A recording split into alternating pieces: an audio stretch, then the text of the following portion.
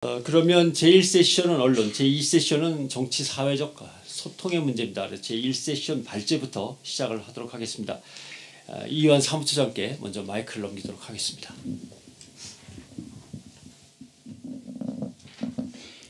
예, 소개받은 민원연의 이희완이라고 합니다. 예, 오늘 토론회 주최해 주신 단체 두 단체분께 감사 말씀 다시 한번 드리고요. 제가 오늘 맡은 발제는 지난 박근혜 정권 1년 동안 어떤 형태로 언론을 갖다가 망가뜨렸는지, 그리고 망가진 그 언론들이 어떤 형태로 또 보도를 해왔었는지를 조목조목 따지는 그런 분석을 좀 하는 발제를 맡았고요. 크게 세 가지 부류로 진행을 좀 했습니다. 하나는 이제 국정원의 불법 선거 개입과 정치 공작에 대한 부분, 그리고 또 하나는 지난해 연말에 있었던 철도 파업과 관련된 부분, 또 하나는 박근혜 대통령의 해외 순방 때마다 띄우기 보도 행태를 했었던 언론 보도의 문제, 이런 크게 세 가지로 나눠서 발제를 좀 준비를 했습니다. 최근 다들 아시겠지만 기사를 통해서 국경 없는 기자회가 최근에 2014년 언론 자유 지수를 발표한 것을 알고 계실 거라고 생각합니다. 전체 180개가 이제 대상인데요. 그 중에 우리나라가 57위를 했습니다. 앞전 지난 해보다 7계단 내려간 거고요. 2011년도에는 이명박 정권 시절이죠. 42위, 그 다음에 44위, 50위, 57위. 이 수치를 보면 느끼시겠지만 과거 이명박 정권의 광폭한 그런 언론 탄압 시절보다 더 언론 환경이 후퇴하고 있다. 박근혜 대통령이 언론장 의도 없다라고 격양된 발언을 하시면서 국민들한테 믿어라라고 말씀을 하셨지만 실제적으로 언론 환경은 점점 더 후퇴되고 망가져 왔었다라는 것이 이 수치가 보여주는 것 같습니다. 예, 그럼 곧바로 발제에 들어가도록 하겠습니다. 국정원 건 먼저 좀 들어가겠습니다. 국정원이 지난 이제 1년이 사건이 넘었습니다. 2011년도에 중간 수사 결과를 발표를 했었죠. 이때 이제 경찰이 중간 수사 결과를 발표하면서 댓글을 대한 흔적을 발견하지 못했다라고 이야기를 했습니다. 당시에 중간 수사 결과 발표에 대해서 부실 수사가 엉터리 수사다라는 비판이 있었고요. 그 비판에 대해서 한겨레하고 경향만이 그 부분을 지적을 했고, 조중동은 그 당시에 이런 식으로 이야기를 했습니다. 엠바고가 깨져서 그렇게 됐다. 혹은 진실 규명을 방치하는 비판을 받을까봐 중간 수사 결과를 발표했다라고 얘기를 했고요. 조선일보 같은 경우는 중간 수사 결과라는 말을 거의 자체 언급도 하지 않고 마치 이 수사가 종료된 것이냐 다루면서 감싸기 보도 행태에 지나가게 됩니다. 방송사 같은 경우는 공방이나 의혹이나 혹은 명예, 국정원 여직원 인권 침해다, 혹은 박근혜 대통령과 새누리당에서 주장했었던 민주당이 성폭행범의 수법이다라는 그런 내용들을 갖다가 보도를 하면서 물타기 보도 형태를 좀 진행을 했고요. 경찰의 중간 수사 결과를 17일에는 적극적으로 받았으면서 MBC 같은 경우는 정예 사이버 수사관 10명이 투입됐다. 경찰의 전문 수사를 부각시키는 형태로 굉장히 경찰의 수사를 굉장히 정확한 그런 결과물인 것처럼 호도하는 그런 기사를 내보냈습니다. 그 이후에 이제 작년 4월 18일이죠. 경찰이 이제 최종 수사 결과를 발표하게 됩니다. 경찰이 발표했던 내용은 정치 개입은 맞지만 선거 개입은 아니다. 즉 다시 말하면 이것도 굉장히 지금 애매모호한 그런 결론을 내리긴 했었는데 지난 12월 달에 중간교사 발표 결과가 틀렸다라는 그런 결과를 뒤집은 그런 수사 결과를 내놨습니다. 이 당시에 언론 보도를 좀 보면 KBS와 MBC 같은 경우는 경찰의 어떤 부실 수사나 면죄부 수사에 대해서 비판에는 침묵을 했고 그러면서 공영방송의 어떤 책무를 위반한 그런 형태를 보였습니다. 4월 18일 날 그날 이제 방송 3사가 이제 한 건씩의 보도를 내보냈는데요. 경찰이 이렇게 수사 발표를 했음에도 불구하고 KBS 같은 경우는 9번째, MBC는 굉장히 뒤로 후퇴된 23번째 보도를 후반에 배치를 했습니다. 이렇게 하면서 사안의 어떤 주목도를 떨어뜨렸고 이렇게 경찰의 어떤 수사 결과 발표에 대해서 받아쓰기로 하면서 이것이 이제 정권 눈치 보기 수사다라는 그런 야당과 시민사회 반발이 있었지만 이조차도 언급을 하지 않았습니다. 특히 MBC 같은 경우는 그 당시 정치 개입, 대선 불개입이라는 그 제목을 달고 시작부터 대선 개입 가능성을 아예 차단하는 그런 모습을 보였습니다. 그 이후 그 다음 날 권은희 전 수사경찰서 수사과장이 부당한 외압이 있었다라고 주장을 하게 됩니다. 이와 관련돼서 MBC 같은 경우는 권 전 수사과장이 주장하고 경찰청의 해명을 그냥 단순 나열하는 형태로 보도를 했고 이날 KBS 같은 경우 아예 보도를 하지 않는 그런 형태를 보였습니다. 그 이후에 쭉 벌어진 것은 외압 논란과 관련돼서 서로 파문이 일고 있다, 공방이다 이런 형식으로 처리를 하는 그런 보도 행태를 보였습니다. 당시 조선일보와 동아일보 같은 경우는 조선은 경찰 수사가 과도했다라고 주장을 했고 동아일보 같은 경우는 국정원 차원의 대선 개입 증거가 빈약하다라는 주장을 펼치면서 또 하나 좀 눈길을 끄는 그런 그 부분을 냈습니다. 동아일보가 사설을 통해 갖고 대북 심리전을 전개하다가 국정원 직원의 한계를 잊고 잠시 정치 관련 글을 올렸다고 볼 여지도 있다. 뭐 이런 식으로 하면서 호도를 하고 나섰습니다. 그리고 검찰의 국정원 수사 관련돼서 2013년 4월 26일부터 6월 14일까지 약 50여일 동안 방송 3사가 어떤 식으로 보도했는지 보도량부터 먼저 체크해 보겠습니다. 55일 동안 방송 3사 KBS 같은 경우는 약 16.5건, MBC는 13건, SBS 20건의 보도량을 나타냈습니다. 이 국정원 선거 개입과 관련돼서 굉장히 국민들의 사안이 증폭되고 관심이 많음에도 불구하고 이 수사 기간 동안에 겨우 이 10건에서 20건 정도의 보도를 낸 것은 방송으로서 국민들의 알 권리를 갖다 침해하는 그런 형태의 보도가 아니었나라고 평가를 낼 수 있고요. 이 기간 동안에 KBS, MBC, SBS까지 다 포함해서 마찬가지입니다. 대부분의 보도를 갖다 후반에 배치해서 사건의 주목도 떨어뜨렸고요. 사건 보도가 후반에 배치하게 되면 지역에 있는 시청자들, 지방에 있는 시청자들은 관련 보도를 접하기 힘든 그런 상황도 문제로 지적이 되었습니다. 결국은 그 검찰이 방송 3사가 검찰이 수사 과정을 제대로 보도하지 않아서 국정원 사건을 의도적으로 축소하고 누락시켰다라는 비판을 피할 수 없을 것 같습니다. 그 당일날 이제 검찰 수사 결과가 6월 14일 발표가 됐는데요. MBC 이 수사가 발표가 되자 KBS, MBC는 여전히 똑같이 국정원의 불리한 내용을 축소하거나 왜곡해서 보도했습니다. 당시 그 검찰이 주요하게 얘기했던 것 중에 하나가 정치 개입을 적용한 글은 1977개라고 명확하게 제시를 했습니다. 그런데 이 부분은 어떤 식으로 KBS, MBC가 왜곡을 했냐면 73건의 게시물만 대선에 개입한 글이고 국정원이 극히 일부분만 73건만 개입한 글이라고 이제 강조하면서 국정원이 극히 일부분만 선거에 개입한 것처럼 보도를 했습니다. 뒤에 보시면 발제문에도 KBS, MBC가 어떤 식으로 보도했는지를 제가 기자 리포트를 제시했으니까 한번 보시면 될 것 같고요. 7월 25일 날 이제 국정원 국정조사가 진행이 좀 됐습니다.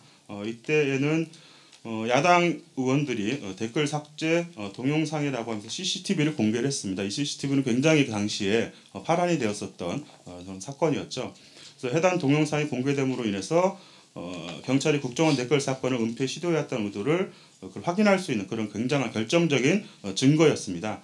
그런데 KBS, MBC는 이날 관련 내용을 보도하지 않고 아예 누락을 시켰고요.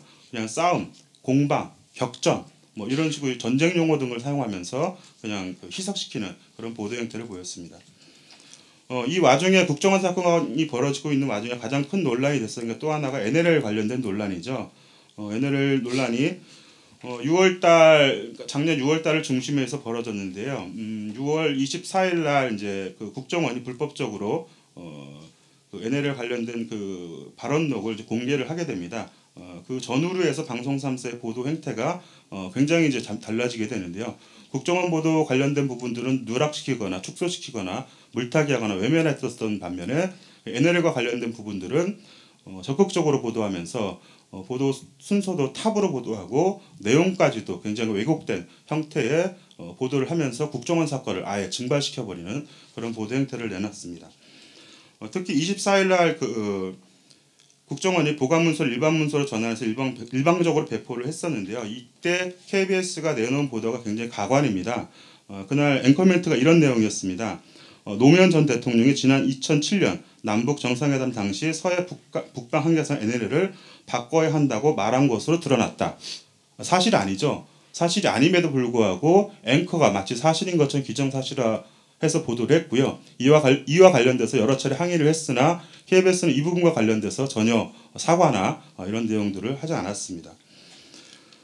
그리고 7월 이후에 여러 가지 이제 보도가 이루어졌는데 이 부분은 좀 시간상 조금 뒤로 나중에 또 기회가 되면 말씀을 좀 드리겠고요.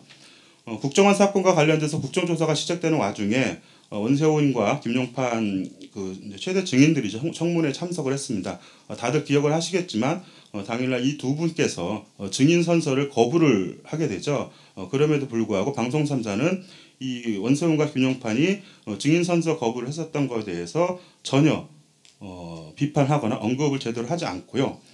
대신 다만 그 대변자 역할을 좀 자철하면서 위증죄 문제나 국회 권위 문제 이런 부분들에 대해서는 비판을 하지 않는 그런 형태의 보도를 내놨습니다. 국정조사 거의 끝나갈 무렵에는 KBS, MBC, SBS 다 마찬가지입니다. 국정조사 청문회와 관련돼서 무용론을 들고 나오면서 이게 과연 그 청문회가 무슨 의미가 있느냐라고 얘기를 하면서 어떤 정치 냉소주의나 뭐 이런 것들을 갖다가 부각시키는 그런 보도 행태를 내놨습니다. 10월 달로 접어들면 10월 17일 날 이제 국정감사 관련돼서 윤석열 팀장이 이때부터 이제 그 앞에 전면적으로 등장을 하게 되죠.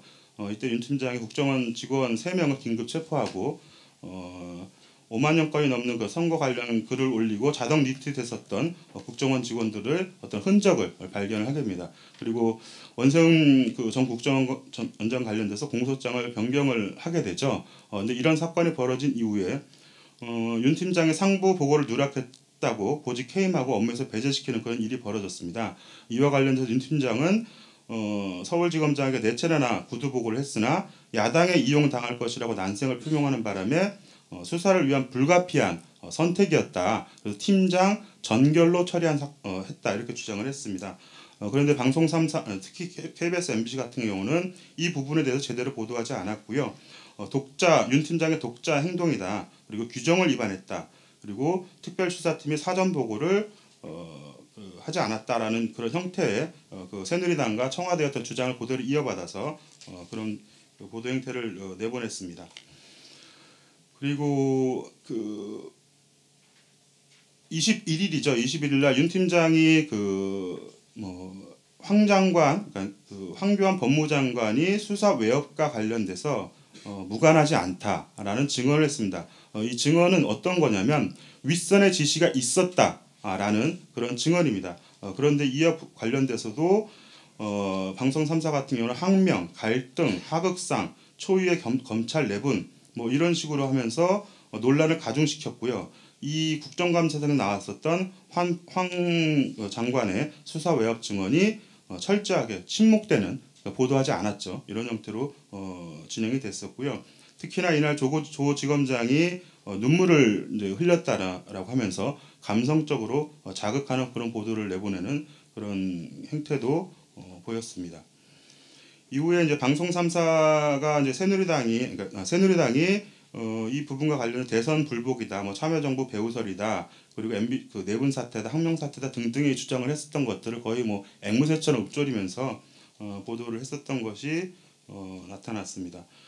특히 이제 23일 날인데 문재인 의원이 이제 지난 대선의 공정성에 문제가 있고 박근혜 대통령이 그 수혜자로 책임이 있다.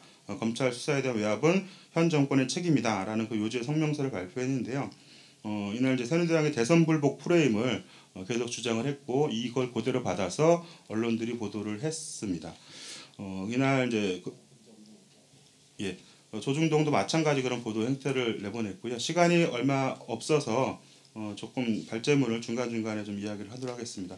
10월 22일 날 천주교 정의구현 사재단이 연평 신부들이 시국선을 하게 됩니다. 이 과정에서 박장신 신부가 연평도 포격 발언을 좀 했었습니다. 그래서 관련해서 좀 논란이 일었었는데 이와 관련해서 청와대와 새누리당이 불쾌감을 표시했고 언론들도 연평도 발언 그 논란을 집중적으로 부각하면서 정부의 강경 입장에 힘을 실었고요. 사재단을 갖다가 종북 세력 혹은 국가 정체성을 흔드는 행위라고 하면서 매도를 했고 조중동도 그 다음날 일면에 전면적으로 깔면서 관련 내용들을 갖다가 적극적으로 부각하는 그런 보도 행태를 내보냈습니다. 이런 형태로 이제 국정과 관련된 보도 행태를 좀 했었고요. 철도 파업과 관련된 부분을 좀 말씀 좀 드리겠습니다. 지난 연말 다 돼서 이제 철도 파업이 12월 달부터 시작이 됐었는데요. 12월 8일부터 17일까지 방송 3사 보도를 좀 분석을 해봤습니다. 그 결과를 보면 파업에 따른 피해 우려를 전한 보도가 방송 3사 전체 보도가 70건을 했는데 그 중에서 43건, 그러니까 60%가 넘는 그런 부분에 대해서 파업에 대한 피해와 우려 이런 부분들을 전달하면서 전달을 했고요. 그리고 이런 그 시민 불편이나 업계 피해 이렇게 강조하는 보도는 12월 22일이죠. 경찰이 민주노총 사무실에 난입한 날에도 여지없이 그런 보도를 했었고요. 크리스마스에도 또 연말에도 파업이 끝나는 날까지 지속적으로 보도하는 행태를 보였습니다. 또 하나 중요한 것은 철도 민영화에 관련돼서 우려의 목소리가 그러니까 철도 민영화에 대한 우려가 높아지고 철도 노조가 민영화를 막기 위한 파업이라는 사실들이 점점점 많이 알려지고 그러면서 국민들의 관심과 지지도가 굉장히 높았습니다. 불편해도 괜찮다라는 그런 응원들이 온라인상에서도 굉장히 많이 퍼졌고요. 그리고 고려대에서 안녕들 하십니까 하는 대자보를 기점으로 해서 철도노조 파업에 대한 관심과 지지가 폭발적으로 증가를 했습니다.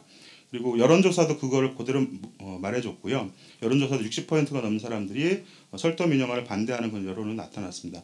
그러나 이와 관련된 내용들은 방송에서 거의 찾아볼 수가 없었고요. 시민 인터뷰와 관련돼서 시민 인터뷰를 12월 8일부터 17일까지 총 21건을 방송 3사가 내놨습니다. 그런데 모두 다 21건 모두 다 파업에 대한 불평과 어떤 부정적인 의견을 전달하는 건이었고 철도 파업에 대한 긍정적인 인터뷰는 빵건이었습니다. 하나도 없었습니다. 또 하나는 그 박근혜 대통령이 민영화를 하지 않겠다고 약속을 했지만 그 정부가 추진하고 있는 그 정책이 민영화 전제 조건이 분할이한 점에서 정부가 추진하는 분할 운영의 이면에는 민영화가 있다 이런 합리적인 의심을 하면서 철도노조가 파업을 좀 들어갔었고 또한 한편으로는 철도노조가 사회적 논의를 통해서 해결을 하자 해서 대화 제안을 좀 하기도 했습니다. 그러나 이런 부분들은 방송사에서 거의 다뤄지지가 않았고요. 정부와 코레일의 입장을 대변하면서 정부의 어떤 민영화를 현 정부 공기업 개혁의 시금석이다라는 그런 형태로 해서 특히 KBS가 정부의 어떤 그 앵무새 역할을 가장 많이 한 것으로 드러났습니다. 22일입니다. 22일 날 민주노총 사무실이 거의 쑥대밭이 되었죠. 민주노총 설립 이후에 첫 번째 공권력이 투입이 됐고 경찰은 압수수색을 이제 법원에 이제 신청을 해서 기각된 상황임에도 불구하고 그래서 위법 논란이 벌어질 것이 뻔함에도 불구하고 무리하게 투입을 하게 됩니다. 당일날 방송 3사는 탑뉴스로 한 방송 3사 전체 한 15건 정도 보도를 했었는데 어쨌든 정부의 어떤 방침만 강조했을 뿐이지 강조하고 경찰의 어떤 작전에 어떤 힘을 실어주면서 동조하는 그런 그 보도를 내놨습니다. 그러면서 그날 이제 여전히 똑같이 시민이나 업계의 어떤 피해를 강조를 했고 무리한 그 난입이나 이런 비난을 갖다 여론을 갖다 무마시키는 그런 보도 행태를 보였고요. 특히 MBC 같은 경우는 당일날 그 노조원들이 그 불법적인 그런 진압에 대해서 앞을 가로막고 이따가 연행이 됐었습니다. 이때 연행된 분들이 한 130여 분이 되는데 MBC 같은 경우는 마포경찰서에 기자까지 파견을 해갖고 현장 중계를 통해서 마치 이분들이 범법자인 것처럼 묘사하는 그런 보도 행태를 내놨고요. 그 다음날 이제 조중동과 한겨레 사진 보도를 제가 좀 이렇게 스크랩을 해놨습니다. 한겨레하고 경향 같은 경우는 1층에 현관문을 깨고 진입하는 모습이라든지 그다음에 경찰이 굉장히 폭력적인 장면 또한 체류액이죠. 체류액을 발사하는 장면 등등을 갖다가 사진의 전면에 실었는데요. 조중동은 이런 장면들, 그러니까 체류액을 쐈다든지 뭐 이런 것들에 대해서는 전혀 언급이 없고요. 심지어 동아일보 같은 경우는 3면에 물벼락 맞는 경찰이라는 사진을 이제 실었습니다. 그래서 민주노총을 강제로 진입한 경찰을 두둔하고 저항하는 노조원들의 어떤 폭력성을 교묘하게 부각시키는 그런 사진을 좀 내놨었고요. 이 건물은 또한 마찬가지로 이 건물은 경향신문사의 그 건물이죠.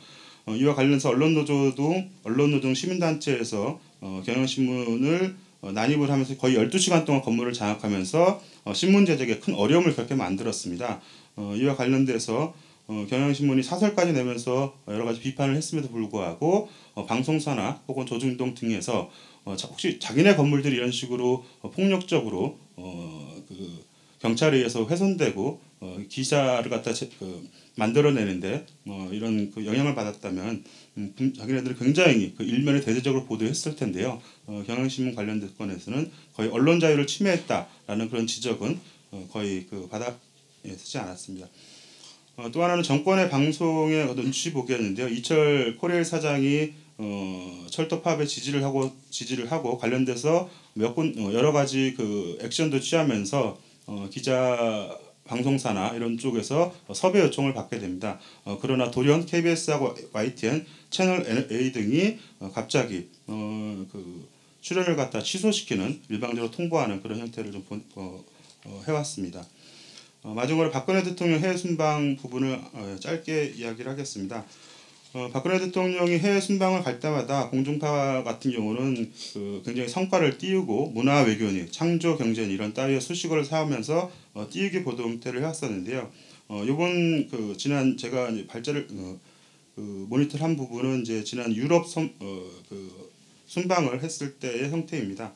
KBS 같은 경우는 당시에 극진한 환대, MBC는 성대한 환영, SBS는 성대한 의전이라고 하면서 띄우기 보도 형태를 내놨고요. 당시 이 영국에 갔을 때의 이런 성대한 화려한 최고의 각별한 꼼꼼히 등 이런 형용사 부사를 동원했었던 그런 형태의 보도를 했었는데 저희 나라가 영국에 방문한 건 올해 두 번째입니다. 2004년도에 노무현 전 대통령이 영국을 방문했을 때와를 비교를 하면 그때와는 전혀 다른 보도 형태를 보였고 물론 영국의 환대를 소개를 했지만 관례에 따른 의전이다라고 이제 언급하면서 평정심을 유지하는 그런 보도 형태를 보여서 좀 차이를 보였습니다. 이 와중에 MBC 같은 경우는 순방과 관련해서 에피소드를 2건을 보도를 했습니다. 5일날 MBC가 39년 만에 감격의 재회라는 그 제목에서 박 대통령이 오늘 프랑스를 떠나기 직전에 유학 시절에 자신을 살뜰하게 챙겨줬던 도지사의 부인과 만났다라고 하면서 그 장면을 갖다가 실시간으로 생중계하듯이 보여줬고요. 또 하나는 박근혜 대통령이 이제 만찬 행사에 들어가다가 넘어진 적이 있었죠. 이와 관련돼서 이때 멘트가 참 재밌습니다. 박 대통령은 재치 있는 유머로 주변 사람들을 안심시키며 분위기를 바꿨다. 미소를 잃지 않고 일어났다. 뭐 이런 식으로 하면서 드라마틱 엔트리다라는 말을 하면서 극찬을 아끼지 않는 그런 보도 행태를 보냈습니다. 또 하나의 이제 문제는 대통령이 외국어에 관련돼서 우리나라 정상 외교에서 우리나라 말을 쓰지 않고 방문국이죠. 방문국의 언어를 쓰는 그런 행태를 좀 모습을 보여주셨는데 당시 방송 3사 같은 경우는 프랑스 연설을 현지인들에게 해서 친근감이 다가왔다. 기립박수로 화답했다. 프랑스어 연설은 방문국 국민과 문화에 대한 존중이며 친근감을 배려했다. 뭐 이런 식으로 적극적으로 띄우기 보도 형태를 보여주고 있습니다. 물론 자국어가 아닌 외국어를 사용해 연설하는 것에 대해서 찬반의 의견을 존재하고 그거에 따른 다양한 의견들이 있다라고 봅니다. 다만 그러나 이제 찬반을 이런 걸 떠나서 매 순방 때마다 대통령의 외국어 실력을 강조하는 그런 보도 형태, 이런 보도 형태야말로 박근혜 대통령을 홍보하는 그래서 친정권을 넘어서 종박방송 아니냐 이런 비판을 받게 되는 그런 형태라고 보여집니다. 또 하나는 이제 지상파에서 창조 경제와 관련돼서 무한 반복하면서 띄우는 보도 형태가 나타났습니다. 유럽 순방 중에서 기자가 리포트를 통해서 창조 경제다, 문화 경제다, 뭐 이런 식으로 얘기했었던 게 KBS가 14회, MBC가 16회, SBS는 반면에 0였습니다. 이런 형태로 공중파가 창조경제와 관련돼서 국민들도 잘 창조경제의 그 단어의 뜻을 이해하지 못하고 심지어 장관이나 박근혜 정부의 주변에 있는 분들도 창조경제에 대해서 의미를 잘 이해하지 못하는 상황 속에서 기자가 청와대 리포트를 그대로 청와대의 보도자를 그대로 이어받아서 이런 식으로 앵무새 형태의 보도 형태를 보여주고 있었습니다. 예, 마지막으로 그 KBS, MBC가 얼마나 자세와 이기적인 뻔뻔한 보도 형태를 보이고 있는지에 대해서 두 가지 정도 지적하고 발제를 끝내겠습니다. KBS가 지난 12월 10일 날 KBS 이사회가 수신료를 인상을 처리를 했습니다. 이때 수신료 인상 처리는 다들 아시겠지만 여당이 일방적으로 날치기 처리해서 수신료 인상안을 2,500원에서 4,000원으로 인상을 했습니다. 이와 관련해서 당일하고 그 다음날 MBC가 무려 4분 20초 다 합치면 거의 한 10분 정도에서 4꼭지나 보도를 했고 이렇게 비민주적인 절차로 수신료 인상을 통과시켰다는 말은 전혀 언급이 없었고요. 수신료 인상이 아닌 수신료 현실화라는 그런 형식으로 표현을 써가면서 어떤 수신료 인상의 거부감을 지우게 바빴고 자신들의 수신료 인상을 위해서 온몸을 바치는 그런 형태를 보이고 있습니다. 또 하나는 MBC가 그 2012년 언론 대파업과 관련돼서 지난 1월이죠. 1월 17일이랑 23일 연이어서 사법부가 MBC 파업이 정당하다라는 사법부의 판결을 받았습니다.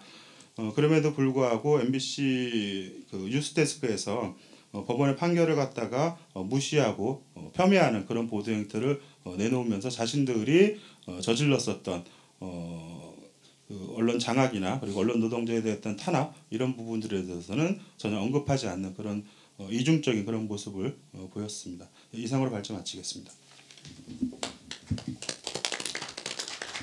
민주언론 시민연합의 이완 조장께서 일단 발제를 해주셨습니다. 양이 워낙 방대한 것이어서 다 감추시기 어렵습니다만 일단 제대로 보도하지 않고 축소 보도한 것, 그 다음에 나름 제대로 보도를 해보려고 만들어놨으나 방송을 못하게 한 것, 그리고 집권 세력에 대한 과도한 홍보, 그러면서도 자사의 이익과 관련된 것에서는 객관성을 상실한 보도, 이렇게 네 가지로 크게 나눠볼 수 있겠는데 패널로 참석한 분들의 코멘트를 먼저 듣도록 하겠습니다. 여러분들 보시기에 왼쪽부터 시계 방향으로 돌아가는 게 어떨까 싶습니다. 그럼 한겨레 미디어팀의 최원영 기자부터 일단 마이크를 넘겨서 지금 발제 내용과 관련된 코멘트들을 한번 듣도록 하겠습니다. 예, 안녕하십니까. 한겨레 최원영 기자라고 합니다.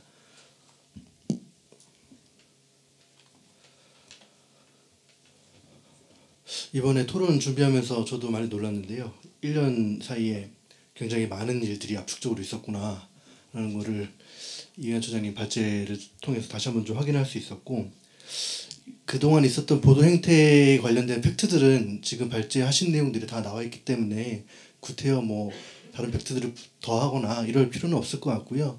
저는 그냥 제 나름대로 그 현직에서 이제 언론인으로 일하면서 이 지난 1년 동안의 보도 행태를 어떻게 풀이할 수 있을 것인가에 대해서 좀 주관적인 평가라고 할까요? 그런 부분들에서 좀 말씀을 드리겠습니다.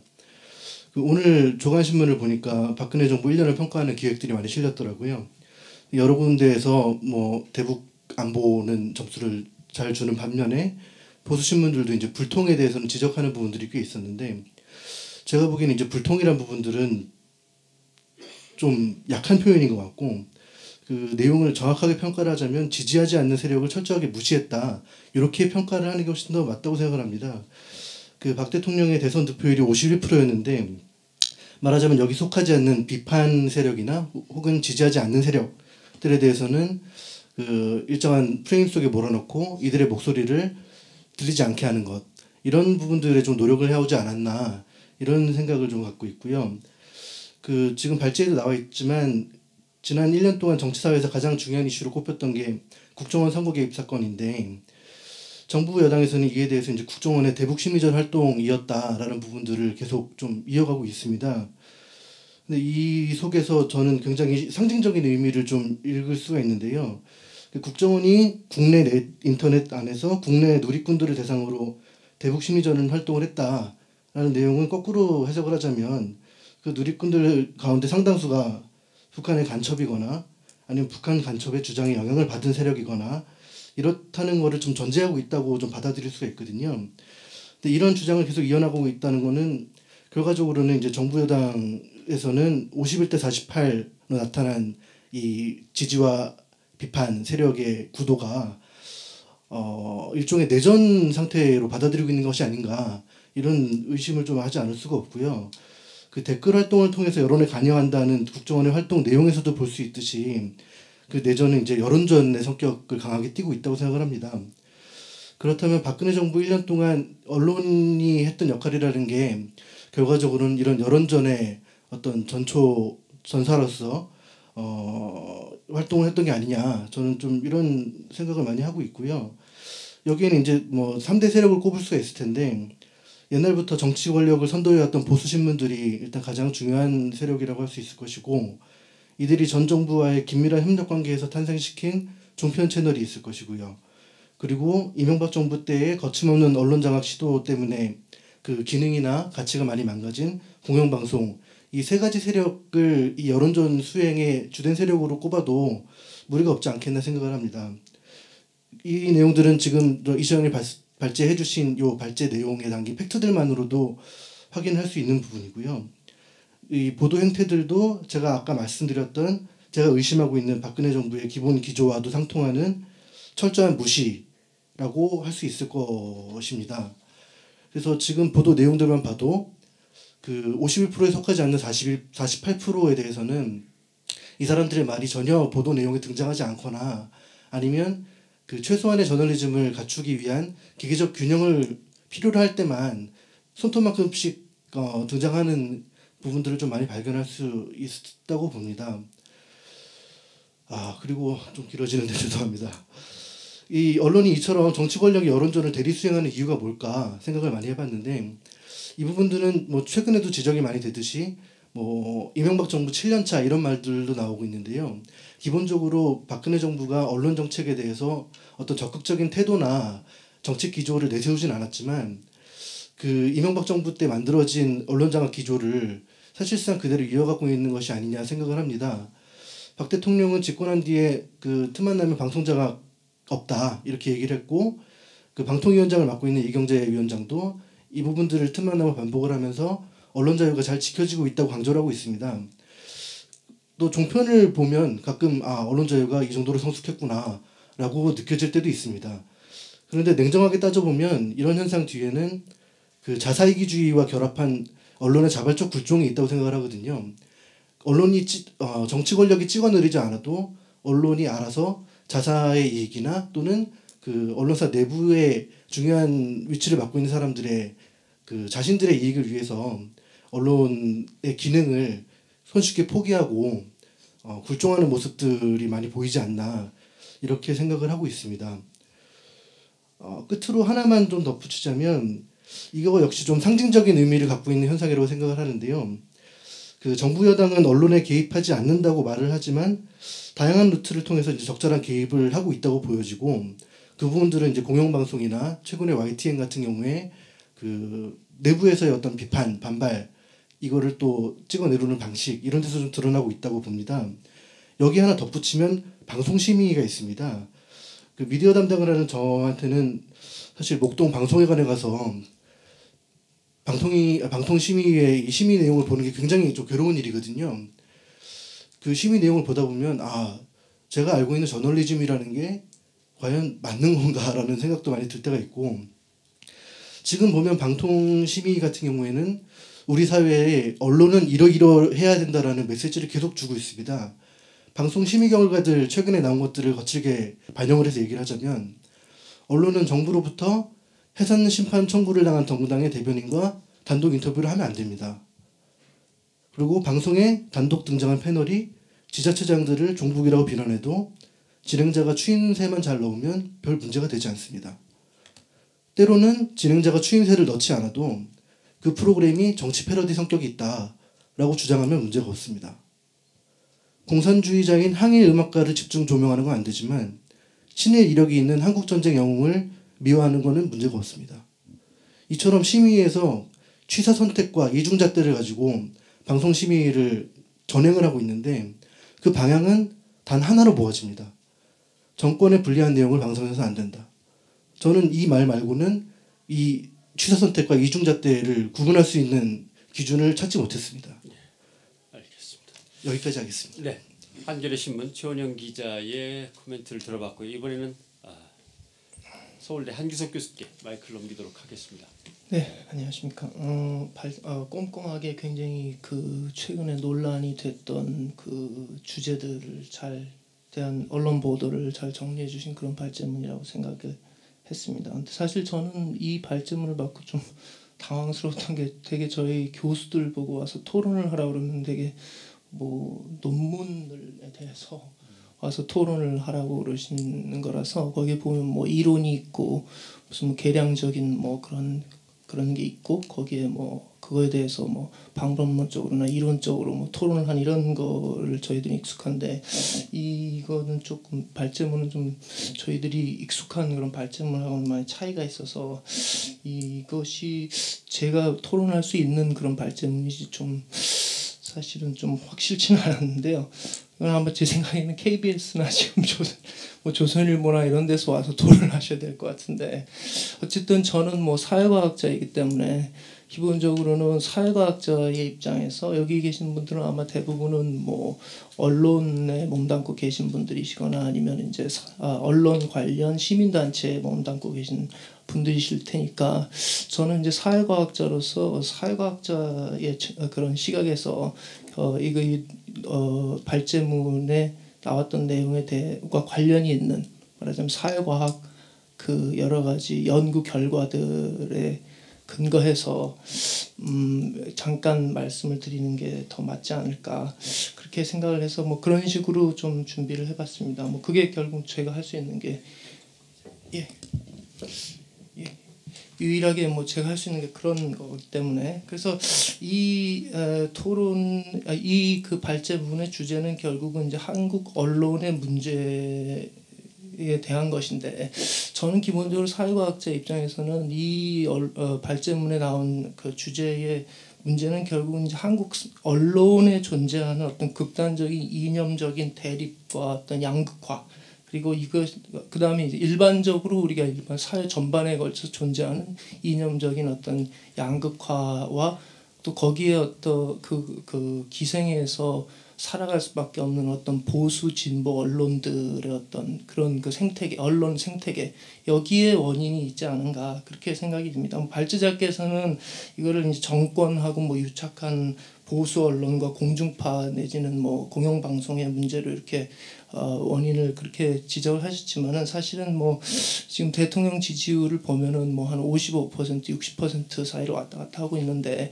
결국은 그 얘기는 뭐냐면은 한 45% 정도의 유권자들은 지금 발제자께서 말씀하신 그런 시각을 공유한다고 볼 수 있을 것 같고 나머지 한 55% 정도의 유권자들은 그것과는 조금 다른 시각을 가지고 이 문제들을 똑같은 문제들을 보는 그런 유권자들도 있을 것 같고 그렇기 때문에 제가 생각하기에는 결국은 이거는 굉장히 사회과학적인 입장에서 봤을 때 시각에서 봤을 때는 언론에 존재하는 어떤 그 양극화에서 일어나는 문제가 아닌가 이렇게 이제 해석할 수 있을 것 같은데요. 사실 뭐 한국 사회 전반에 걸친 양극화는 뭐 한국에만 있는 그런 현상이 아닙니다. 그거는 뭐 미국도 보면 한국 못지않게 여론조사, 사회조사 결과 같은 것들 보면은 미국도 한국 못지않게 이제 사회가 양극화, 이념적으로 양극화가 되어 있다라는 걸 볼 수가 있는데 한국의 조금 특별한 현상이라고 제가 보여지는 것은 이 언론의 양극화, 이념적인 어떤 극단적인 그런 대립구도 이런 것들이 제가 보기에는 한국의 굉장히 좀 특이한 현상이 아닌가 그렇게 생각이 드는데 미국도 뭐 보수 언론, 진보 언론 있고 뭐 팍스 뉴스가 있지만은 미국에서 가령 뭐 미국의 진보 언론들과 팍스 뉴스와의 사이의 갈등이 정치권에는 굉장히 갈등이 심하지만 언론들 간에 서로 이렇게 갈등이 심한 나라는 제 생각에는 그렇게 많지 않지 않은가 그런 생각이 드는데 그래서 제가 오늘 아침에 좀 잠깐 이제 찾아봤더니 미국 언론사들 같은 경우는 가령 뉴욕 타임스나 워싱턴 포스트 같은 약간 그 진보적인 성향을 띠는 그런 주류 언론들에서 가령 팍스 뉴스를 사설이나 칼럼에서 헤드라인 언급한 횟수가 한 번도 없었습니다. 그 다음에 팍스 뉴스 같은 경우는 이제 그 뉴욕 타임스나 워싱턴 포스트를 진보 언론을 약간 비판하는 내용이겠죠. 그런 사설이나 뭐 헤드라인에 나온 경우가 한 7번 정도. 반면에 이제 한국 언론사들 같은 경우는 한겨레 신문 같은 경우 지난 1년간 컬럼이나 사설의 헤드라인에 조중동이나 KBS, MBC 등을 언급한 헤드라인에서 언급한 횟수가 51번, 그다음에 경향신문 같은 건 12번 이렇게 이제 돼 있는 거죠. 그래서 이건 결국 무슨 얘기냐면 제 생각에는 미국하고 한국하고의 한 가지 차이가 결국은 정치권이나 어떤 유권자들뿐만 아니라 한국에서는 미국하고 달리 언론사들 간의 갈등과 어떤 그런 이념적인 양극화가 굉장히 극심하다 이런 이제 생각이 듭니다.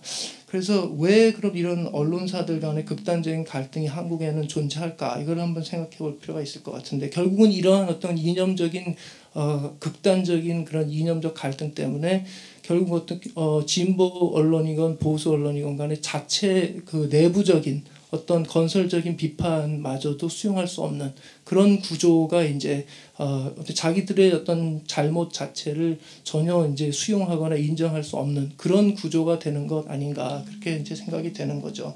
그래서 가장 아마 중요한 이유는 뭐 역사적인 그런 요인들도 있을 수 있겠지만은 저는 기본적으로 한국의 이 언론 생태계에 존재하는 하나의 그 보복 풍토라고 할까요? 그러니까 정권이 어떤 정권이 들어오느냐에 따라서 정권이 바뀔 때마다 상대 진영의 사람들을 다 몰아낸다든지, 뭐 KBS 같으면 그런 현상이 있다는 거 우리가 다 알 수 있겠죠. 뭐 진보 진영의 정권이 들어오게 되면은 기본적으로 뭐 진보 진영에서 임명한 사장이 오고 거기에 이제 진보적인 성향을 가진 KBS 내 인사들이 주요 요직을 차지하게 되고 또 보수 정권이 들어오게 되면 정확히 그 반대의 일이 일어나게 되고 이렇기 때문에 또 뭐 이렇게 뭐 언론 관련 뭐 시민 단체다 그러면 거기도 마찬가지겠죠. 뭐 정권이 어느 정권이 들어오느냐에 따라서 어떤 성향의 시민 단체에 정부의 지원금이 몰리느냐 이게 결정이 되기 때문에 한국은 제가 보기에는 미국하고 한 가지 크게 다른 점이 바로 이런 점이 아닌가 이렇게 생각이 듭니다. 즉 기본적으로 정권이 누가 들어오느냐에 따라서 기자들 자신의 어떤 그야말로 정치가 기자들 본인의 어떤 중요한 그 실생활과 직결이 되는 자기의 커리어와 직결이 되고 그 다음에 뭐 시민단체들 같으면 자기 생존과 직결이 되는 이런 문제로 이제 될 수밖에 없기 때문에 있는 현상이 아닌가 이렇게 생각이 됩니다. 그래서 결국 이제 이것이 왜 그러면 문제인가를 생각을 해보면은 이것이 제 생각에는 이제 세 가지 차원에서 굉장히 문제가 될 수밖에 없다. 어떤 그 계량적인 연구 결과들을 살펴보면은 그러니까 결국은 이것이 유권자들에게도 굉장히 큰 폐해를 낳고 있고 또 정치권에도 기본적으로 굉장히 큰 피해를 주고 있고 그 다음에 가장 중요한 것은 여기가 기자협회하고 언론노조에서 주최를 하시는 데니까 언론사와 어떤 언론 업계 자체를 거의 공멸로 몰고 가고 있는 그런 구조다라는 생각이 듭니다. 일단 첫 번째는 저희가 뭐 저희 쪽 연구에서는 뭐 클래식이라고 볼 수 있는 토머스 패터슨의 뭐 아웃 오브 오더 같은 그런 책들을 보게 되면은 기본적으로 이런 식으로 서로 굉장히 그 상대 진영의 그 정치권이라든지 한걸 무차별적으로 공격하는 이러한 그 저널리즘 행태가 유권자들에게 미치는 영향에 대해서 잘 기술이 되어 있습니다. 결국은 뭐냐면은 진보 언론들에서는 보수 정치권 인사들에 대해서 무조건적으로 굉장히 그 부정적인 보도를 하고 그다음에 보수 언론들에서는 진보적인 그 진영의 정치 인사들에 대해서 굉장히 부정적인 보도만 하고 이렇게 되다 보니까 모든 정치권에 대해서 기본적으로 유권자들이 굉장히 부정적인 그런 시각을 가질 수밖에 없게 되는 그런 현상이 일어날 수 있는 거죠. 그래서 그 패터슨의 책에 보면 굉장히 유명한 문구가 Good intentions make bad news라고 결국 저널리스트들의 의도 자체는 좋은 의도일 수는 있겠지만은 결국은 그것이 유권자들에게 가지는 어떤 영향 자체는 굉장히 나쁜 영향을 줄 수 있다. 네. 1분만 더. 예. 그 다음에 이제 뭐 여러 가지 이유가 있을 수 있겠지만은 정치권도 저는 마찬가지라고 생각을 하는데 뭐 아까 그 이명박 대통령 말씀도 하시고 그랬지만은 기본적으로 지금 한국의 정치 지형을 살펴보게 되면은 50대 50 구도라고 보시면 거의 틀림이 없고 아니면 뭐 52대 48 구도라고 보시면 틀림이 없는데 이렇기 때문에 제가 보기에는 어느 대통령이 들어오더라도 지금과 같은 언론 환경에서는 절대로 성공하는 대통령이 나올 수가 없습니다. 그러니까 뭐 문재인 의원 아니라 뭐 안철수 의원 누가 나오시더라도 누가 대통령이 되더라도 절대 성공하는 그런 대통령은 나올 수 없다. 왜 그러냐면 일단 시작 자체가 전체 유권자의 50% 미만. 왜냐하면 실제로 나와서 투표하는 사람들의 숫자는 전체 유권자가 아니기 때문에 50% 미만의 유권자들에게 지지를 받고 당선이 된 후에 그 다음부터는 이제 서로 그 반대 진영의 언론의 무차별적인 공격에 노출이 되는 거기 때문에 지금은 이제 뭐 진보 진영의 대통령께서 다음번에 진보 정권이 들어온다 하더라도 똑같은 현상이 벌어질 거다. 그렇기 때문에 6개월 이내에 결국은 어느 정권이 들어오든지 레임덕이 오게 되고 1년 이내에 레임덕이 오게 되고 이렇게 되기 때문에 어떤 정부가 들어오더라도 앞으로는 어떤 정책 추진이 굉장히 어려운 그런 이제 상황이 될 것이다. 그 다음에 이제 가장 중요하게 언론에도 이것이 굉장히 나쁜 영향을 줄 수밖에 없고 결국은 공멸로 몰고 가는 그런 생태계 구조다라고 보이는데 이건 왜 그러냐면 여러 가지 측면이 있겠지만 이제 한 가지 측면은 아까도 말씀드렸지만 이것이 어떤 정치권에 대한 혐오 그 다음에 정치 뉴스에 대한 관심도 이런 것들을 전부 떨어뜨리는 그런 효과를 가지고 있습니다. 그러면 기성 언론이 정치 뉴스나 이런 중요한 진지한 뉴스가 아닌 그런 무슨 엔터테인먼트나 이런 뉴스는 기본적으로 포털이나 인터넷에 밀려가지고 이제 더 이상 경쟁할 수가 없는 그런 이제 시대가 왔기 때문에 이런 구조로 계속 몰고 가는 거는 결국은 제살 깎아먹기밖에는 될 게 없다. 그다음에 이제 두 번째 측면 마지막으로 드리고 싶은 말씀은 결국 저희가 맡고 있는 강의가 정치 커뮤니케이션인데 정치 커뮤니케이션 이런 굉장히 클래식한 연구가 있습니다. 그러니까 왜 미국에서 정치 광고는 네거티브 광고가 거의 대부분을 차지하는데 상품 광고는 네거티브 광고를 거의 찾을 수 없는가? 이걸 아마 이유를 잘 생각해 보시면 지금 언론이 가지고 있는 문제를 잘 알 수 있고, 그러니까 상품 광고, 정치에서는 결국은 제로섬 게임이기 때문에 상대방 후보보다 한 표만 더 얻으면 이길 수 있는 겁니다. 그렇지만 상품 광고에서는 그게 목적이 아닌 거죠. 상품 광고에서는 전체 시장의 규모가 굉장히 중요한 그런 거죠. 그러니까 전체 시장 규모가 커져야 어떤 각 언론사들이 거기에서 돌아오는 수익도 늘어나고 이렇게 되는 건데 결국은 이제 이런 행태가 계속되다 보면은 근데 이제 미국에서 가령 상품 광고에서 커피 메이커들끼리 뭐 맥스웰 하우스와 그 경쟁자가 이런 네거티브 광고 전쟁을 벌인 적이 있었습니다. 근데 곧 그만두게 되었는데 이유가 뭐냐면은 이 소비자들이 그 커피라고 하는 상품에 대한 이미지 자체가 굉장히 나빠져서 시장이 나빠지는 거죠, 전체적으로.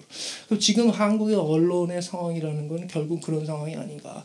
지금 한국에서 언론의 우리가 여론조사나 뭐 사회조사 같은 것에 뭐 언론의 어떤 신뢰도라고 하는 것을 살펴보게 되면은 과거보다 굉장히 낮은 수준으로 떨어졌다는 것을 금방 보실 수가 있고 이것이 다른 사회 기반과 비교를 해봐도 굉장히 급격하게 하락하고 있다.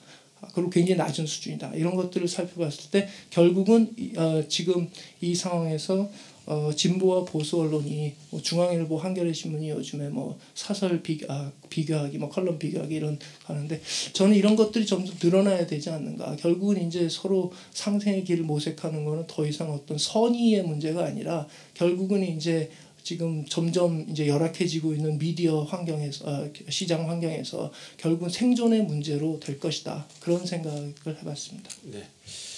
자, 앞에서 한겨레 신문의 최 기자의 이야기를 들어본다면 현재 집권 세력이 구조적인 어떤 방식을 통해서 또는 거기서 벗어난 것은 방송 심의 같은 또 다른 방식을 통해서 계속 언론에 대해서 부분적으로 장악하는 의도가 있다라고 보시는 것 같고 한 교수님은 한국 사회의 이념적인 양극화가 언론에 그대로 투영되면서 언론도 어떤 이념적 성격의 정권이 잡느냐에 따라 자신들의 삶이나 생존의 텍스처가 달라지기 때문에 거기에 구조적으로 말려 들어가 있어서 이런 일이 벌어지는 것이다라고 보시는 듯한 약간의 뉘앙스가 다른 듯한 느낌이 있습니다.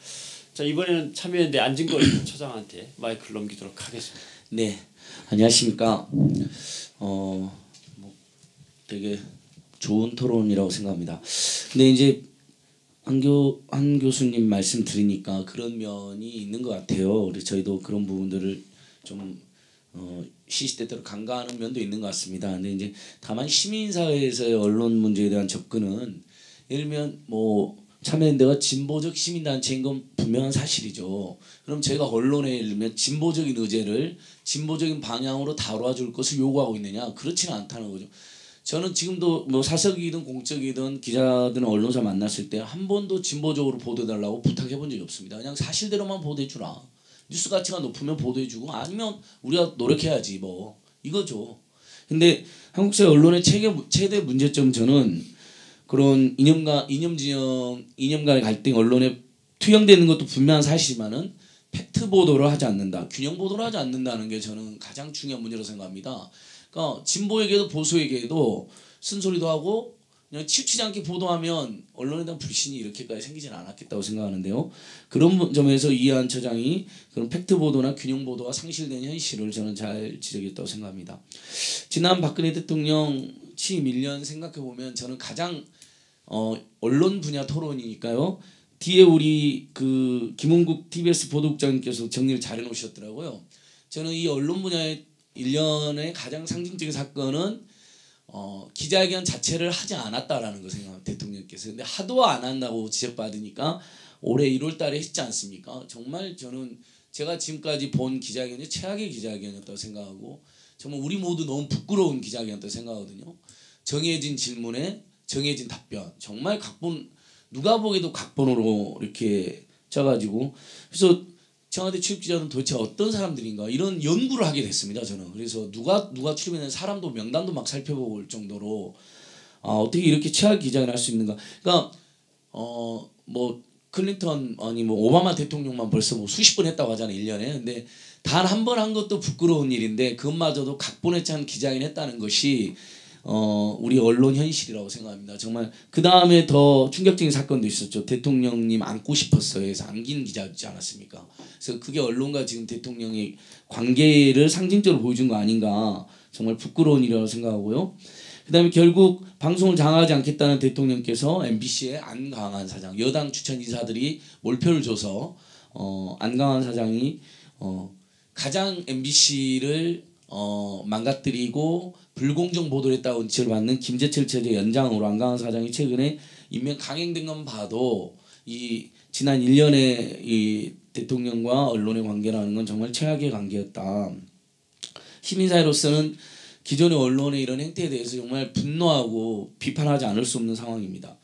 그러다 보니까 지금 국민들 입장에서는 공정한 보도에 대해서 목마르게 됐고 그래서 최근에 아주 독특한 현상이 뉴스타파, 고발뉴스, 국민TV, 팩트TV, 주권방송 등 이른바 대한보도, 대한방송을 주창하는 매체들이 엄청 늘어났고 이 매체마다 사실 참여연대 올해 20주년 됐고요.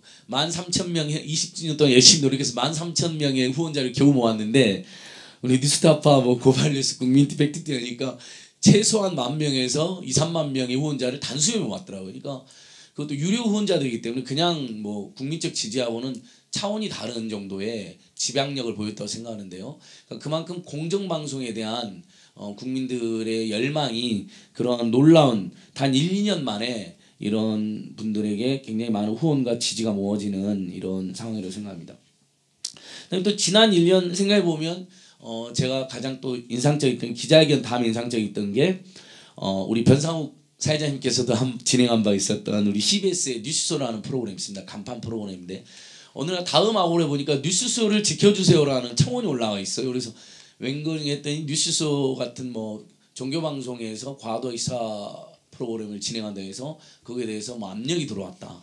근데 일반적으로 시민사회 생각에는 종편이 정말 수준 이하의 시사 프로그램으로 원래 정부가 약속했던 국회가 약속했던 국민이 약속했던 투자도 하지 않고 프로그램도 편성하지 않고 재방송하고 시사 프로그램으로 모든 걸 때우면서 정말 저질 망망공상하는 게 문제라고 생각했는데 그거에 대해서는 거의 제재가 없고 종교방송에서 하는 시사 프로그램 문제에 대해서 갑자기 네티즌들이 깜짝 놀라가지고 뉴스쇼를 지켜주세요라는 청원을 올렸던 이게 지금 한국 언론에 저는 두 번째 제가 인상적인 지난 1년 동안에 조금이라도 정권에 부담이 되거나 문제가 되는 방송이라든지 내용이라면 어떻게든 손을 보려고 집요하게 하는 것 상징적 사건이 아니었나 이렇게 생각해 봅니다.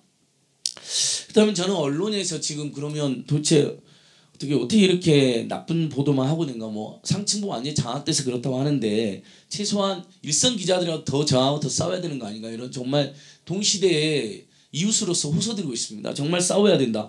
박근혜 대통령이 지난 1년 동안 기자회견 한 번, 뭐 어쩔 수 없이 한 번 한 거 외에 청와대에서 그가 만난 사람만 분석을 해도 저는 비판이 너무 많이, 새누리당 12번 초대하고 뭐 재벌 대기업 맨날 초대하면서 중소기업 중소상공인, 작년에 10대 뉴스가 갑을 문제, 모든 언론에서 10대 뉴스 중에 갑을 문제라든지 경제민주화나 복지공약 폐기가 폐기 논란이 10대 뉴스에 대부분 들어가 있습니다.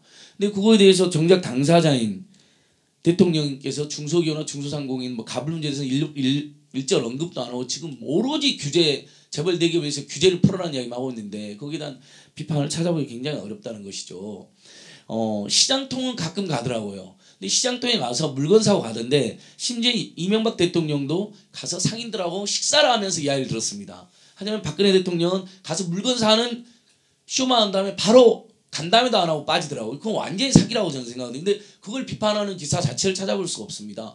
거기까지 갔으면 중소상공인들이 재벌 대기업 대형마트에서 SM에서 어떤 피해를 보고 있으며 그들의 지역경제 활성화에 대해서 어떤 조치가 필요한 것인지 이런 이야기를 듣고 가야 되는 거 아닙니까? 근데 전혀 그런 걸 듣지도 않는데 거기에 대해 그걸 지적하는 기사 하나 찾아보기 어렵다는 것이죠. 네, 그래서 저는 스스로도 다짐해 봅니다. 시민사회가 보통 자기 전문 분야에 있어서 언론 감시는 언론단체가 막아놓는 경향이 있습니다. 우리 민원연이나 언론노조가 그런 일은 열심히 하겠지. 그리고 언론연대가 있으니까. 근데 이건 굉장히 저는 무책임한 자세인 것 같습니다. 이 언론이 사회 공기가 아니라 흉기로 지금 변질되어 있다면 시민사회는 모든 의제에서 우선해서 국정원의 불법 대선 개입 못지않은 의제 우선순위로 두고 경제민주화나 복지공약을 무참히 폐기하는 것에 대한 대응 못지않은 우선순위를 둬서 언론의 정상화, 다시 한 번 말하지만 저는 진보적인 보도 바라지도 않습니다. 진보적인 이슈 다루지 않으셔도 돼요. 저희 열심히 하겠습니다. 그냥 저희가. 대신에 제발 팩트 보도, 균형 보도는 해주셔야죠. 이 호소가 그렇게 뭐 부당하고 과도한 건 아니라고 생각합니다. 마무리. 예. 네, 그렇게 마무리. 예, 일선 기자님들 특히 데스크가 장악됐으면 일선 기자들 끝까지 팩트 보도와 균형 보도에서 싸워야 된다고 생각해요. 더 집요하게 싸워주십시오. 이런 호소를 드리고 싶습니다. 네. 이상입니다. 안진걸 처장이었고요. 이번에는 LB 컨설팅 코리아의 이기주 대표한테 네, 넘어가겠습니다. 안녕하십니까. 저는 이기주라고 합니다.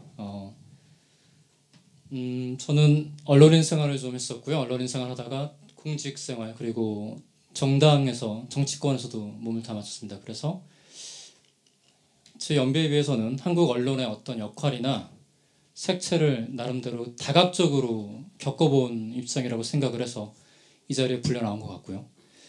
제가 느끼는 대한민국 언론의 어떤 특질은 딱 한 문장으로 요약하면은 관찰자라기보다는 참여자다. 저는 이렇게 생각을 합니다. 그 이념적 감각, 아까 한규석 교수님께서도 말씀을 하셨는데 제가 기자 생활에 겪었던 그런 느낌, 그리고 정치권에서 또 공직생활을 하면서 언론이 하고자 하는 추구하는 그런 노선들을 가만히 다각적으로 지켜보니까 그런 참여자에서 자유로운 언론사가 과연 몇이나 될까 많이 생각을 해봤었거든요. 가령 이런 겁니다.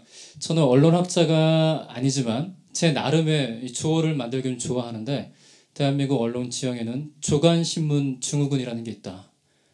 뭐 이게 뭔 소리냐 하면 한 20대 이후에 교육을 받고 본인이 언론계에 몸담기 위해서 특정한 언론사를 목표로 공부를 합니다. 저 역시 그랬고요. 근데 그러다가 보고 언론사에 입사를 해서 또는 그 언론사가 지지하는 진영에서 일을 하다 보면은 그쪽이 신뢰하는 매체 쪽으로 계속 경도된다는 거죠. 아침에 출근해서 특정 조간에 먼저 손을 댑니다. 가령 A신문, B신문이 있다고 치면은 매체 영향을 떠나서 내가 지지하는 뉴스를 취사 선택을 하게 되고 그것이 20대 후반, 30대 이후에 꾸준히 누적된다는 거죠. 그렇다 보면 과연 내가 언론이 돼서 추구하는 게 데스크 돼서 또 뭐 국장까지 올라가서 보는 진실이 이게 합리적인 진실이냐 아니면 감정적 진실이냐 여기에서 조금 혼란이 좀 있는 것 같고요. 예컨대 이런 거죠. 지난 대선 과정에서부터 진영 논리가 더 씌워져서 여러 가지 정치 사안들에 대해서 양 진영 뭐 진보 또 보수 언론 측이 서로 총질을 했습니다. 근데 이런 것들이 어떻게 보면은 계속 진영 논리를 증폭하고 있는 게 아닌가. 우리가 사회 갈등 비용이 뭐 300조 원 이런 얘기를 하는데 적어도 한 50조는 우리 언론 탓이 아닌가 저는 이런 생각을 합니다. NLL, 국정원, 최동욱 전 총장 사건 때마다 보수 진보 매체들은 각 언론사가 유리한 팩트들을 취사 선택을 했다고 저는 봅니다. 본인들이 유리한 것들을 추리고 더 올렸죠. 우리가 말로 뭐 면을 깐다고 하죠. 어떤 것은 면을 깔고 어떤 것은 소실시키고 이런 행태를 반복했던 것 같고, 즉 자기 반성을 좀 해야 될 거 아닌가. 본인들이 추구하는 어떤 노선과 정파적 저널리즘이 과연 정의로운 것인가. 이것이 객관적 저널리즘, 기계적인 것은 필요하지 않겠죠. 물론 어떤 각 언론사마다 정파가 드러날 수밖에 없으니까. 그렇지만 다들 겉으로는 정론지를 내세우면서도 속으로는 내부적으로 정치적인 플레이어, 참여자로 뛰고 있다. 그리고 그렇기 때문에 정권이 바뀔 때마다 우리가 이명박 정부 인수위 때 유행했던 말이 있었죠. ABR, Anything but No. 노무현 전 대통령과 일치하지 않는 것은 모두 바꿔버리겠다. 이런 심리가 분명히 존재했었는데 언론도 있다. 정권이 바뀌게 되면 기존 정부가 추구했던 것들을 뒤집기 위해 여러 가지 철학을 노선을 견지합니다. 그러다 보니까 역대 정권들마다 뭐 참여정부든 이명박 정부든 각 언론사 사장 자리는 요새 말로 뭐 낙사장이라고 하죠. 낙하산 사장 이런 식으로 전리품 챙기듯이 꾸준히 챙겨 들어왔었고, 그러다 보니까 인연적 간격은 더 좁아지지 않고 이런 뭐 우스갯소리 이런 게 있죠. 예수께서 떳떳한 자여 돌을 던져라 그러면은 A 언론사에서는 예수 드디어 직업 여성 두둔, 또는 한쪽 언론사에서는 예수 폭력 행위 뭐 조장 이런 식으로 각자 다르게 쓴다는 것. 여기서 과연 자유로 언론사가 몇이나 될까요? 과거엔 있었죠. 지금도 좀 있다고는 봅니다. 유력 일간지 중에는. 하지만 우리가 흔히 말하는 중간지대로서 자리매김하는 하는 언론사들은 갈수록 경영 환경이 악화돼 갑니다. 물론 그 언론사 내부의 문제도 있겠지만 왜 선명성을 강조하지 않다 보면 시장에서 좀 도태되는 것 같아요. 그러다 보니까 정치용으로 우리 집도끼 손톱끼 얘기하듯이 언론사들은 계속 집도끼를 잡기 위해서 선명성을 경쟁하고 정치적인 사안이 노골화될 때마다 그런 양태를 되풀이하고 있고, 언론이 한번 자기 검증을 해야 될 때가 아닌가 저는 이렇게 생각을 합니다. 마지막으로 또 하나는, 저는 신문은 위기라고 말을 하는데 저는 좀 바꿔 말하면 뉴스는 여전히 최고의 영향을 갖고 있다고 생각을 합니다. 대부분 젊은 친구들은 이제 모바일 뉴스를 많이 보죠. 신문은 활용도가 적어들었더라도 뉴스, 언론사의 책임은 여전히 막대합니다. 그 책임을 가지고 본인이 추구하던 어떤 저널리즘이 정파적 저널리즘인지 또는 감성적 저널리즘인지 한번 자기 반성할 시대에 도래하지 않았나 이렇게 저는 생각을 합니다. 마치겠습니다. 네 분 패널의 간단한 코멘트들을 들었습니다. 시간이 많이 갔기 때문에 다음 순서가 없으면 뭐 그냥 앉은 김에 계속 얘기를 나눴으면 좋겠습니다. 한번 제가 플로어에 질문 있으신지 여쭤보겠습니다. 플로어에 질문 있으신지. 혹시 질문 있으신 분은 예.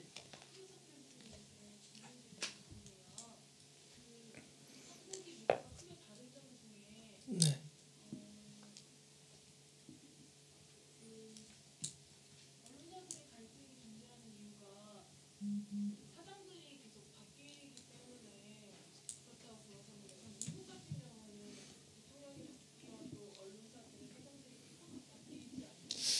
글쎄 뭐 사장이 꼭 바뀌어서 그렇다는 것보다는 그건 이제 공영 방송 안에 존재하는 문제이겠죠. 그러니까 제가 말씀드리려고 했던 거는 한국은 정권이 누가 되느냐가 언론계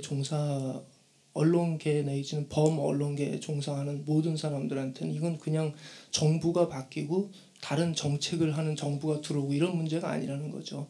이거는 어떤 의미에서는 개개인의 어떤 저널리스트한테는 본인의 그 커리어에 사활이 걸린 문제이고, 그 다음에 그렇기 때문에 어떤 그 본인과 그 맞는 정부가 들어왔을 때는 그거는 뭐 적극적으로 무엇을 걸고라도 반드시 사수해내려고 하는 그런 경향들이 다 있다는 거죠. 그건 뭐 진보나 보수나 어떤 진영이나 다 똑같지 않는가. 그렇기 때문에 이제 그런 현상이 벌어지는 것 같고, 미국은 제가 보기에는 그런 정도로 모든 언론인들이 정부가 누가 들어오느냐 내 개인의 어떤 그 프로페셔널한 문제와 직결된다고 생각하는 그런 언론은 제가 보기에 그렇게 많지 않을 거라고 생각합니다.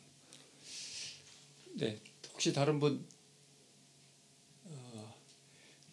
그러면 지금 여러 가지 패널들의 의견이 나왔는데 사회자로서는 지금 주제와 관련되어서 약간의 연결고리가 부족한 부분들이 있어서 주제와 관련되어서 사회자 직권으로 패널들께 질문을 드리고 싶은 걸 드리고 마지막으로 이완 처장께서 마무리를 좀 해주셨으면 좋겠다라는 생각을 해봅니다.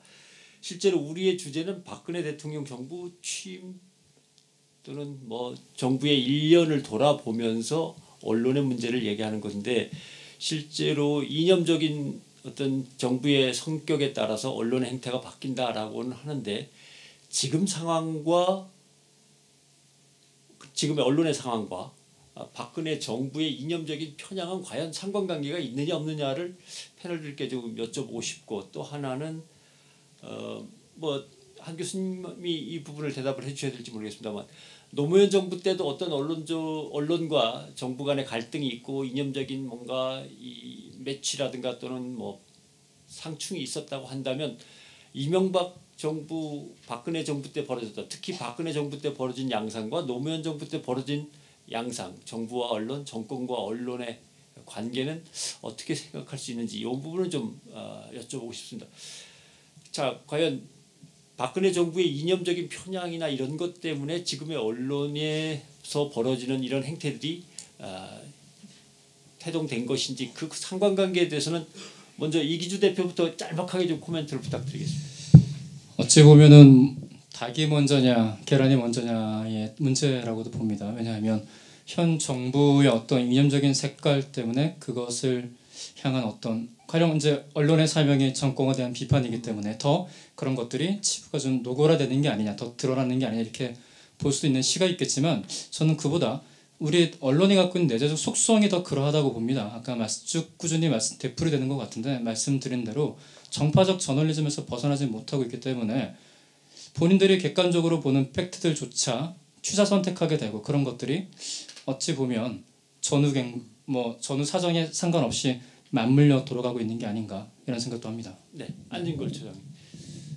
네, 그러니까 모름지기 정부라 하면 국민 통합이라든지 사회 통합이 굉장히 중요한 그 기능을 가지고 있다 생각. 보수 정부여도 사회 통합이라든지 국민 통합을 굉장히 신경을 써야 되는 거고 그럼으로써 오히려 국가에 대한 국민들의 소속감이나 정체성을 고취시키는 그런 것들이 제가 유럽의 보수 정부에서는 보았다고 생각해요. 뭐 보수 정부가 복지 앞장선다든지.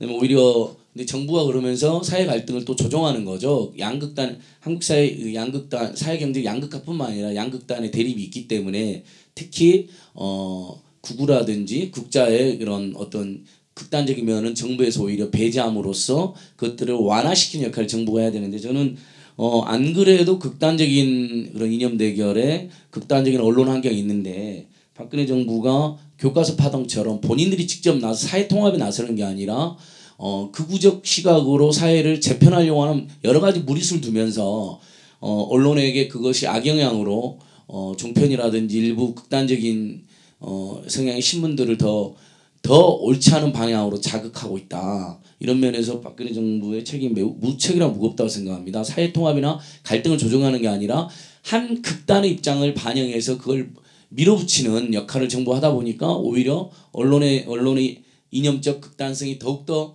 조장되고 자극되는 그런 면이 있다고 보고 있습니다. 예, 한 교수님. 네, 저는 뭐 말씀하신 부분도 그런 측면도 당연히 있을 수 있다고 생각을 하는데 저는 그거보다 더 근본적으로는 제가 아까도 말씀드렸지만은 미디어 시장 환경 자체가 과거와는 굉장히 달라졌다는 점을 간과해서는 안 된다고 생각을 합니다. 지금 인터넷 언론들이 굉장히 많이 생겨나고 하기 때문에 기본적으로 어떤 중간적인 입장을 취해가지고서는 더 이상 갈 데가 없습니다. 그러니까 이게 미국에서 팍스뉴스가 기본적으로 뭐 취했던 그런 시장 전략과 뭐 똑같은 거겠죠.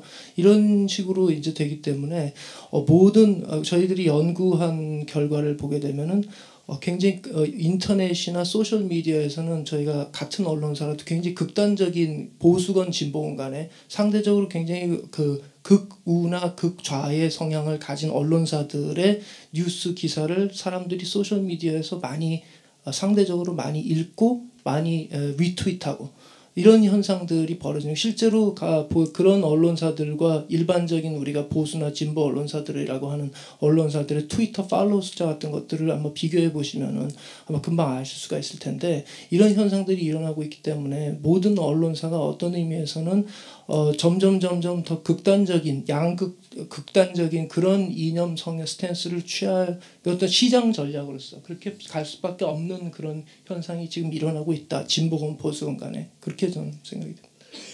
네, 최 기자.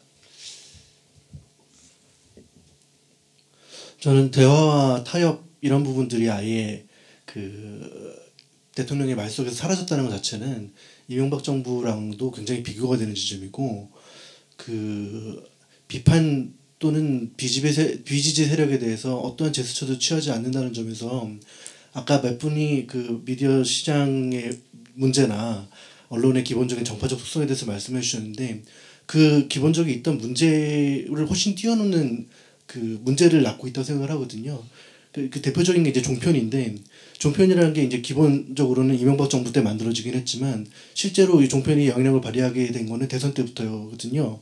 근데 종편을 방송을 보면 과연 저들이 하고 있는 방송이 저널리즘이라는 기본적인 교과서적 가치에 부합하느냐 자체에 대해서 의문이 듭니다. 그러니까 기본적으로 저희가 신문 보도 그 종편의 모회사인 뭐 조중동이라고 일컬어지는 신문 보도를 봤을 때와 훨씬 다른 감각의 그 수용을 할 수밖에 없는 부분들을 만들어내고 있는데 지금 박근혜 정부는 조중동이라는 신문 지면에 나타나는 어떤 갈등 요소보다도 종편에 훨씬 더 가깝고 그 노골적인 부분들의 갈등을 조장하는 방식으로 지금 국정 운영을 하고 있기 때문에 지금은 이전 정부랑은 비교할 수 없을 정도로 그 갈등이 격화되어 있다고 생각을 합니다. 네. 자, 마지막으로 이완 처장께 마무리 말씀을 좀 들어봐야 될 것 같습니다. 그 뭐 언론의 어떤 극단적인 양극화나 뭐 이념적인 양극화 뭐 이런 부분들 많이 말씀을 해주셨는데요. 그 부분 저는 뭐 그 언론들이 그런 양극화를 갖고 있다라는 사실들을 인정을 하고 있습니다. 그래서 저 발제문에도 그런 그 양극화 현상들이 실질적으로 일어났던 것들을 조목조목 그 비판을 했었던 부분이었던 거고요. 다만 그렇지만 그 언론의 극단적인 양극화가 한쪽으로 굉장히 너무 쏠려 있는 언론 환경을 갖고 있는 것 아니냐라는 그 부분은 저희들이 간과해서는 안 된다라고 생각이 듭니다. 과거에는 그 이제 한겨레와 경향 이제 진보 신문이겠죠. 보수 신문은 조중동이겠죠. 그쪽에서 의제를 갖다가 터트리고 의제를 갖다가 이제 만들어내면 방송도 물론 만들어낼 때 있었죠. 그런 신문들이 의제를 만들어내면 방송사들은 그 의제를 갖다가 한쪽으로 쏠려서 의제를 다루는 형태이라기보단 중간적인 입장, 약간 관찰적인 입장 이런 형태의 보도를 많이 했었던 게 그동안 제가 봐왔었던 방송의 모습이었습니다. 그러나 이 지금 현재 그 방송의 어떤 그 환경이 굉장히 많이 달라져 있죠. 옛날에 방송사를 좀 나눠 보면 뭐 진보적인 학자도 보수적인 학자도 제 기억으로 뭐 한 50도 50 정도 약간 절반 정도의 어떤 수준으로 이제 바라봤던 걸로 제가 기억이 납니다. 그러나 그 이명박 정권 들어서면서 뭐 잃어버린 10년을 갖다가 되찾겠다라고 이야기를 했고 노무현 정권이 탄생하게 된 배경이 방송 때문이다라는 말을 과거 보수 정권들이 누누이 해왔었고 그런 것들을 정권을 갖다가 보수 정권이 갖게 됨으로 인해서 방송의 어떤 장악, 언론 탄압 이런 부분들이 그동안 꾸준하게 이어져 왔었다라는 부분입니다. 따라서 이미 조중동 같은 경우는 70% 80%의 시장을 그 확보를 하고 있고 그 시장 확보가 신문고시를 위반하면서 불법적으로 경품을 갖다가 남발하면서 70%를 장악을 하고 있고 방송 같은 경우는 이미 정권에 의해서 앵무새처럼 보도를 하고 있고 지금 남아 있는 언론이라고 약간 진보적인 언론이라고 했을 때 저희들이 머릿속에 그 떠오르는 언론들이 그렇게 많지는 않습니다. 그리고 발언력도 그렇게 세지 않습니다. 그래서 그런 걸 좀 생각해 볼 때 95대 5라고 이야기하시는 분들도 많습니다. 그러니까 즉 다시 말하면 언론의 극단적인 양극화가 이념적인 그 양극화가 있었다라는 그 부분을 너무 강조할 게 아니라 언론 환경이 이미 굉장히 황폐화되어 있고 그 황폐화된 현상 속에서 보도 행태가 그 진실과 팩트조차도 보도하지 않는, 오히려 보도를 갖다가 누락시켜버리는, 국민의 눈과 귀를 가리는 형태가 지금까지 이어져 오고 있고, 이명박 정권에 이어서 박근혜 정권은 오히려 더 극악한 방식으로 하고 있다라는 점을 분명히 좀 말씀을 좀 드리겠고요. 또 하나는 지배구조 관련된 문제입니다. 언론단체도 그렇고 언론노조도 그렇고 꾸준하게 지배구조 관련된 부분들, 공영방송과 관련된 부분을 누누이 지적을 하고 있습니다. KBS는 7대4입니다. 방문진은 6대3입니다. 그동안 이 구조와 관련돼서 노무현 정권 혹은 그 앞전 정권 이 구조만 가지고도 잘 운영이 되어 왔습니다. 때때로 문제가 있긴 했지만. 그러나 이명박 정권 들고 박근혜 정권 들었은 이후에 이 지배구조 때문에 운영을 갖다가 개판으로 해서 낙하산 사장 집어넣고 안광한 사장 집어넣고 제2의 김재철 시대 열어놓고 이런 형식으로 진행하는 거에 대해서 저희들이 명백하게 지배구조 개선 부분들을 지적을 하고 있는 거고요. 이런 그 박근혜 정권 1년 동안 앞전 이명박 정권 5년 동안 즉 6년 동안 해왔었던 역행들 이런 것들은 대우각성을 해야 된다고 보고요. 언론인들이 팩트를 자신들이 마음껏 취재해서 보도할 수 있게끔 그런 환경들을 조성시켜야 된다. 이렇게 생각을 합니다. 이상입니다. 정치 권력의 추동에 의한 것이든 아니면 시장 경쟁이 격화되면서 생겨난 것이든 간에 객관성이라든가 공정성이라고 하는 저널리즘이 추구해온 아주 가장 극상의 가치들이 허물어지는 것에 대해서는 오늘 상당히 좀 심각하게 받아들여야 될 것 같고요. 이 토론회를 주최하고 있는 기자협회나 언론민주노조, 언론노조 이쪽에서는 뭔가 여기에 대한 좀 장기적이면서도 조금 더 시스템한 그 체계적인 전략들이 나와야 되지 않겠나, 대응들이 나와야 되지 않겠나 하는 생각을 하게 되는군요. 오늘 발제와 토론에 참석해 주신 네 분, 다섯 분께 먼저 감사드리고요. 다 같이 1주제는 여기서 마치기로 하겠습니다. 고맙습니다. 일단 커피 브레이크 시간까지 잡아먹었기 때문에 15분 커피 브레이크가 예정되어 있었습니다만 딱 5분만 커피 브레이크를 하는 걸로 하고 바로 제2세션으로 넘어가도록 하겠습니다.